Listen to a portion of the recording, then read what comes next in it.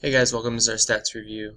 We've gone over a lot of this in the last couple days of doing our stats. I want to kind of throw a lot of it together in one video. So let's go ahead and start. We've talked a lot about looking at data, and here's the data. We have a survey. It looks like there's probably about 9 people are in the survey. And the question was the number of pets they have at home. And so this shows us a clear indication of the number of pets at home. One thing we noticed, this guy number 10 right here would be what we would call an outlier. He's probably going to significantly change my mean. So let's go ahead and get started. The mean, we're going to add up all of the data points and then divide by 9 because we have 9 of them. So it's going to be 1 plus 2 plus 2 plus 2, there's 3 of them, plus 3 plus 3, there's 3 of those, plus 4 plus 5, and then plus 10. Okay? Then we're going to go ahead and divide that by the total number, which is 9. Again, having a calculator is going to be really useful today. So I'm going to just go ahead and add those all up in my calculator. And we get 32. Okay, so we end up with a mean of 32 over 9. So when I divide that, I'm going to get about 3.5. So my mean is 3.5. Okay. For my mode, whoa, what's going on? For my mode, I'm going to get basically the most common term. So it looks like 2 is the most common for people to have 2 pets at home. Okay, so the mode would be 2. And then the medium, I'm going to have to actually list them out in order, which I actually did right here. And so I'm going to kind of cheat off of that by just writing it out here again, though. 2, 2, 2, 3, 3, 4, 5, 10. Okay, so I'm going to go to the middle. 1, 2, 3, 4, 5. 1, 2, 3, 4, 5. So the median is going to be 3. Okay, I think the median of 3 makes better sense for this data right here, even than 3.5. And again, that's probably because the outlier is pulling it in one direction. Alright, box plot. A box plot is going to look very similar to our line plot with the whole numbers down here. But what's going to look different is basically where we're going to put everything.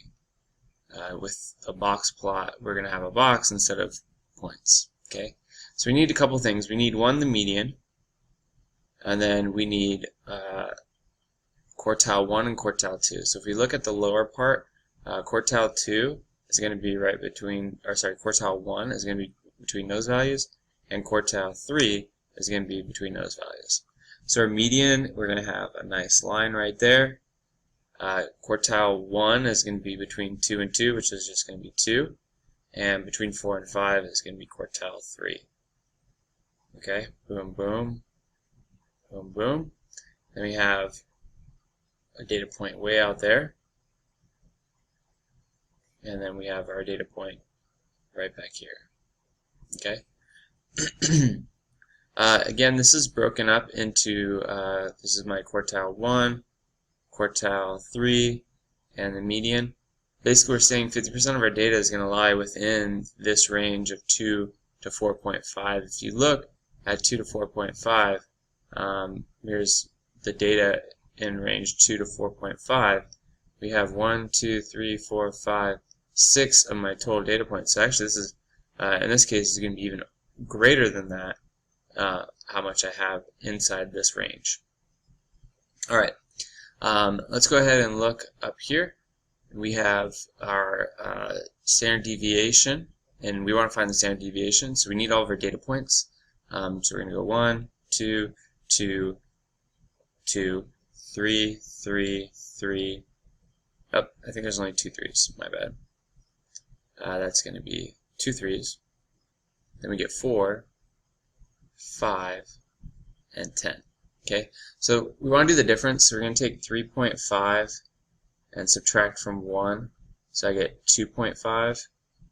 And then 3.5 subtracted by 2 is going to be 1.5. So I can actually write 1.5 for all of these ones because they're going to be the same. 3.5 minus 3 is going to just be 0.5. So that one's going to be 0.5 as well. And then we're going to get 3.5 minus 4, which is going to be a negative 0.5. And 3.5 minus 5, which is going to be a negative 1.5. And 3.5 minus 10 is going to be equal to a negative 6.5. Okay, so all we have to do is square these. So 2.5 squared. If you know what 25 squared is, you actually can, which is 625, you can do the same thing. You're just going to move the decimal over twice. So this is 6.25. 15 squared is 225, so we're just going to do 2.25, and we can keep that consistent for those ones. Okay, 5 squared is going to be 25, or 0.25, and 0.25, and even negative 5 is the same. Negative 1.5 is going to be the same as 1.5 squared, and then 6.5 squared, that one's a little bit trickier, so we'll go ahead and do that one in the calculator. That's 42.25. Okay. Notice how large that 10 really pulls off what looks like the numbers are. So I'm going to go ahead and add up all those. I need to find the sum. Okay, so I'm going to add those. Plus 2.25 plus 0.25 plus 0.25 plus 2.25 plus 2.25 plus 2.25 plus 6.25. Okay, and we actually somehow come up with 58. Okay, the next step, we got to go ahead and take the square root of 58. So this would be called the variance, and that's the square root of 58. I'm sorry, not the square root, the average. My bad. Almost made that mistake twice. Not the square root. We want to take the average of it, so we're going to do 58 divided by the total of 9. And when we do that, we get 6.4. And then we can find the standard deviation, which is the square root of 6.4. And I'm leaving it in my calculator, and I come up with approximately 2.5. So there's my standard deviation. So a lot of work to do that and get that done, but I think everything we just did here covers a lot of what we've been talking about. Box plots, reading a dot plot, mean, median, mode. We even talked about an outlier. We talked about standard deviation. A lot of this stuff is pretty much right on with what we're going to be doing on the test. Alright guys, we'll see you.